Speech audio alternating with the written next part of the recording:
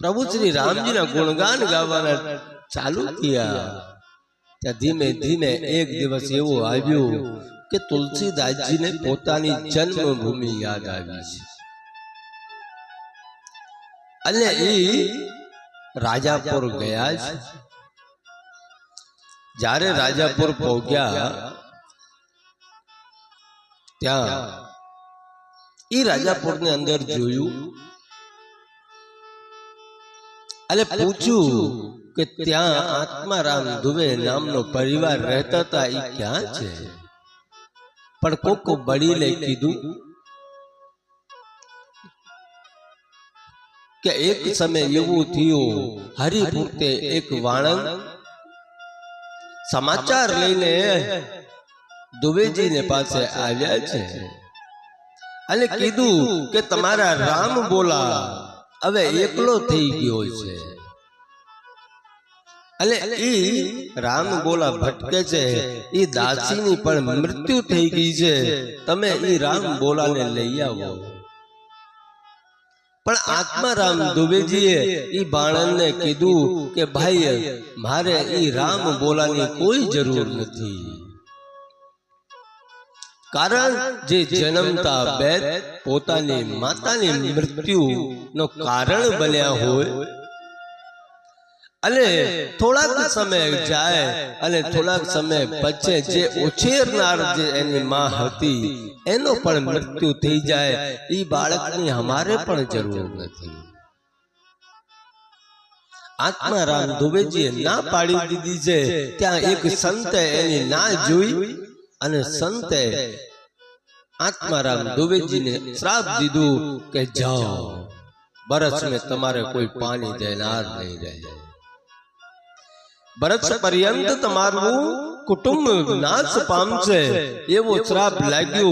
एटले आत्माराम दुबेजी स्वयं ना परिवार सहित बधे मृत्यु पाम्या छे अने जे एनो मकान हतु ई मकान हवे धूळनो ढगलो थई गयो छे।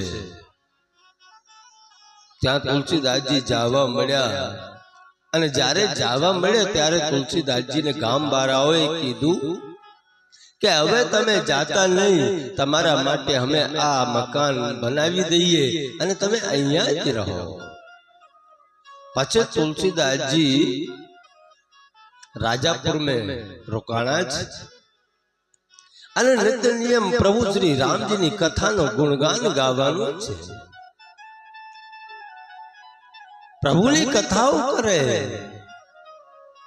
आखो गाम सांभळे। एक समय एवुं थयुं के कार्तिक स्नान करवा माटे एक ब्राह्मण त्यां आव्या छे अने तुलसीदास जी ने कथा सांभળી तो एने मन में एक एवो भाव जागृत थयो के ब्राह्मण देव छे मारी पुत्री ने एने जोड़े परणावी दो। अने तुलसीदास जी ने सामे विवाहनो प्रस्ताव मूकवामां आव्यो छे, पण तुलसीदास जी कीधुं के मारे विवाह करवुं ज नथी। एटलू कर्यु त्या तो ई ब्राह्मण अनशन ऊपर बेही गया छे, भूख हड़ताल ऊपर बेही गया छे के ज्यां सुधी तमे लग्न ने हाँ नहीं पाड़ो त्यां सुधी हूँ कई खाशू नहीं। पछी तुलसीदास जी महाराज जी ने हाँ पाड़ी अने एनी लग्न रत्नावली जोड़े थई छे। હવે રત્નાવલી જોડે જ્યારે લગ્ન થઈ ગઈ પછી તો ગ્રસ્ત જીવનમાં પ્રવેશ થઈ ગયો અને ઈ ગ્રસ્ત જીવનમાં तुलसीदासजी अने रत्नावली बेय रहे। હવે રત્નાવલી જોડે એટલું પ્રેમ જાગૃત થયો तुलसीदासजी નો કે ધીમે ધીમે ધીમે ધીમે એ પોતાને જે કથાઓ કરવા બહાર જાતા ઈ પણ ઓછો કરી દીધું અને રત્નાવલીને પોતાની પેહર જવાનો દે। આખી બરસ નીકળવા આવી, શ્રાવણ માસનો મહિનો છે રત્નાવલી પણ વિચાર કરી રહી છે કે આ મને મારી પિયરે જવા દેતા નથી, કરવું શું? ત્યાં રત્નાવલીએ કીધું કે તમે કથા કરવા જાઓ. ઓ મારી ઈચ્છા એવી છે કે હું મારી માયકે જઈ આવું, પણ હું 9 દિવસે પાછા આવી જાશું. તમારી કથા પૂરી થાય પાછા મેં વળી આવીશ. તુલસીદાસજીએ વિચાર કર્યું કે ઘણા સમયથી ઈ પણ નથી ગઈ, એટલે એને જવા દેવું. એટલે રત્નાવલીને જવા દીધું. એનો ભાઈ એને તેડી ગયા અને તુલસીદાસજી સ્વયંની કથા કરવા માટે ગયા. 9 દિવસ પૂર્ણ થયા, કથા પૂરી થઈ. એને એમ હતું કે રત્નાવલી આવી ગઈ હશે. ઘરે આવ્યું, તાળો જોયો જ. પાડોશમાં પૂછ્યા તો પાડોશીએ કીધું કે અહીંયા હજી આવ્યા નથી, કેમ કે બહેન દીકરી છે.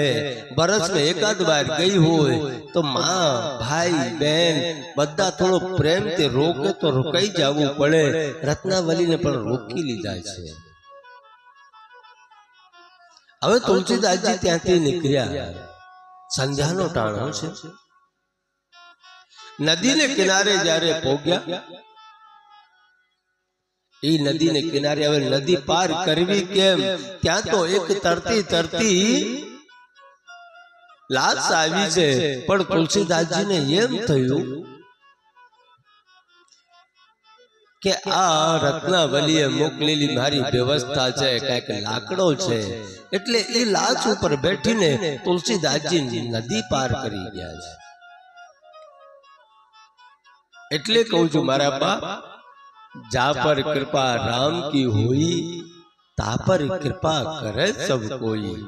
કે આ બધા કૃપા કરનાર ત્યારે થાય. નહીં તમે વિચાર કરો, મર્દો કોઈનો કલ્યાણ કરી શકે ખરું? એ મર્દો કોઈનું કલ્યાણ કરી શકતું નથી. પણ આજ તુલસીદાસજી મહારાજજીને તારી નાખ્યા છે, નદી પાર કરાવી દીધી છે. એટલે રામ નામની મહિમા છે મારા બાપ. હવે તુલસીદાસજી ત્યાં પહોંચ્યા સાસરિયામાં. હવે એને આમ થયું કે જો હું સામા પે આવાજ લગાવીશ તો બધા જાગી જશે. જેવી રીતે મારી પત્નીએ નદીને કાંઠે મારી વ્યવસ્થા કરી હતી, એવી રીતે અહીંયા પણ કાંઈક વ્યવસ્થા હશે તે. એમ વિચાર કરીને તુલસીદાસજી મકાનને પાછળ ગયા છે. અને પાછળ જઈને જોયું કે એક દોરડો લટક્યો છે. એને એમ થયું કે રત્નાવલીએ મારા ઉપર ચઢવા માટે દોરડો નાખ્યો છે. એટલે એ દોરડો પકડીને તુલસીદાસજી અંધારી રાતમાં ચડી ગયા છે. અને રત્નાવલીને જગાડ્યા. રત્નાવલીને જ્યારે જગાડ્યું ને તો વિચારમાં પડી ગઈ કે દરવાજો ખુલ્યો નથી, ઘરના કોઈ સભ્ય જાગ્યા નથી. તુલસીદાસજી આવ્યા ક્યાં થઈને? જ્યારે એટલું જોયું ને પછી પૂછી તમે આવ્યા ક્યાં થઈને? ત્યારે તુલસીદાસજી કીધું કે તે મારા માટે વ્યવસ્થા તો કરેલી હતી ને. કે મેં શું વ્યવસ્થા કરી? કે તે મારા માટે દોરડો નાખ્યો તું ને પાછળ. ઈ દોરડો પકડીને હું ઉપર આવતો રહ્યો છું.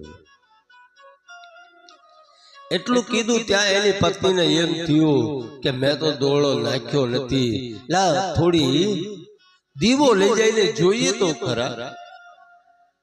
ઈ દીવો લઈ જઈને જોયું તો ઈ મૂળઘેલી તે એક સર્પ એક એરું બીટીને લટક્યો હતો. લોહી લોવાન થઈ ગયેલો. કેમ કે જા પર કૃપા કરે પ્રભુ શ્રી રામ, એટલે ઉપર તો કોણ કૃપા ન કરે મારા બાપ? પહેલા મરદાએ નદી પાર કરાવી, આજ એક જે વિષ ઓગળે છે, જે કાળનો સ્વરૂપ છે, ઈ પણ તુલસીદાસજીની મદદ કરી રહ્યા છે. જ્યારે રત્નાવલીએ એટલું જોયું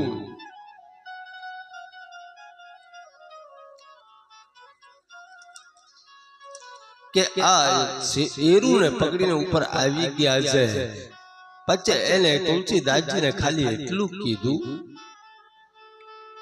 કે તમે પ્રેમને અંદર એટલા આંધળા થઈ ગયા કે તમને કાળ પણ નજર નથી પડ્યો. હું તો ખાલી એટલું કહેશું કે જેટલું પ્રેમ તમે મને કર્યો ને, અગર એના કરતા અડધો પ્રેમ પણ પ્રભુને કર્યો હોત તો પ્રભુ પણ તને દર્શન આપી દે. એટલું જ્યારે તુલસીદાસજીએ સાંભળ્યું અને તુલસીદાસજી ત્યાંથી તરત નીકળી ગયા છે. આજકાલના લોકોની જેમ નહીં, ઘરવાળી કાંઈક કહી દે તો ધમકી કેમ આપે? મને બધા કહેતા નહીં ને તો હું જુનાગઢ ભેગા થઈ જાય, હું જુનાગઢ વહી જાશું ને સાધુ થઈ જાશું, આવી તો ધમકીઓ આપે છે. પણ કેમ કે જે બોલે એ કરે એ તો ધ્યાન રાખજો બાપ. બાદળ થઈ હોય રાત્રે, બરોબર, અને એ ગુસ્સામાં આવીને પોતાનો ઠેલો ભરતો હોય, આ નાખ્યો, તે નાખ્યો, ફલાણા નાખ્યો. હવે ઠેલા ભરતા હો ને કહેતા જાતા હોય કે હવે મારે આ ઘર માં રહેવું નથી, મારે તો હવે સાધુ થઈ જવું છે. પર ભરા માણસ, સાધુ થાવું કોઈ નાની માસીનું ઘર છે, અને જેને સાધુ થાવું હોય ને બાપ, એ ઠેલો ન ભરે. છોકરાઓ પૂછતા હોય કે બાપા તમે ઠેલો શું કામ ભરો છો? કે હવે મારે સાધુ થઈ જવું છે. તો છોકરાઓ જવાબ ન દેતા હોય, બાપા સાધુને બધું બહાર મળે જ છે, તમારા સંસારીના કપડા પણ સાધુને ત્યાં નો ઉપયોગ થાય. અને સવારમાં જાવ, રાત પડી ગઈ છે, જે માણસ રાત્રે ન નીકળી શકે એ સવારમાં કોઈથી ન નીકળી શકે બાપ. પણ આજે તુલસીદાસજી રાતો રાત ત્યાંથી નીકળી ગયા છે. અને પછી તો રત્નાવલીએ પોતાના ભાઈઓને પ્રસંગ કીધું અને ભાઈઓને ગોતવા માટે મોકલ્યા છે. એમાં તુલસીદાસજી ક્યાંય જડ્યા નથી અને રત્નાવલીના પર ત્રીજા દિવસે પોતાના શરીર ત્યાગી દીધા છે.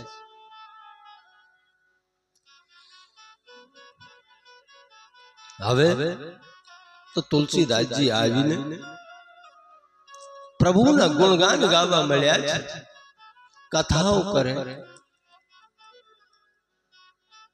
પણ એનો એક નિયમ કે સવારમાં જાય, નિવૃત્ત થવા માટે જ્યારે જાય, જ્યારે લોટીને આવે ત્યાં એક પીપળાનો ઝાડ, એને જે પાણી બચ્યો હોય એને રેડતો આવે. એ કાયમનો નિયમ હતો એનો. એમે એક સમય બન્યો એવું કે એ પીપળા ઉપર જે પ્રેત રહેતા હતા, એ પ્રેત પ્રસન્ન થઈ ગયું. અને એ પ્રેત જ્યારે પ્રસન્ન થયો ને બાપ, તુલસીદાસજીને કહે છે કે હે મહાત્મા, માંગો, તમારે જે જોતું હોય એ માંગો. હવે તુલસીદાસજી જેવો સંત, એક મહાત્મા શું માંગી શકે બાપ? છતાં દાદા પ્રેતે કીધું કે નહીં, માંગવું તો પડશે. ત્યારે તુલસીદાસજીએ ખાલી એટલું જ માંગ્યું છે કે મારે બીજું કાંઈ જોતું નથી, તમે અગર ધારો તો મને મારા પ્રભુ શ્રી રાઘવેન્દ્ર સરકારના દર્શન કરાવી દો. હવે પ્રેતે કીધું કે નહીં બાબા, હું દર્શન ન કરાવી શકું, પણ એનો માર્ગ બતાવી શકું છું. પ્રભુને મુલાકાત કરવામાં કેટલી સહાયતાઓ થાય છે તમે જોજો. તમને એમ લાગતા હશે કે પ્રભુના ભજન કરવાનો વ્યર્થ જાય છે, પણ એ તમારી ભૂલ છે બાપ. પહેલે મર્દાએ એને ઉપર કૃપા કરી, પછી એરુએ એને ઉપર કૃપા કરી, હવે પ્રેત એને ઉપર કૃપા કરી રહ્યા છે. અને પ્રેતે કીધું કે હું તમને એક માર્ગ બતાવું. કે શું? કે તમે કાયમ રામ કથા કરો છો?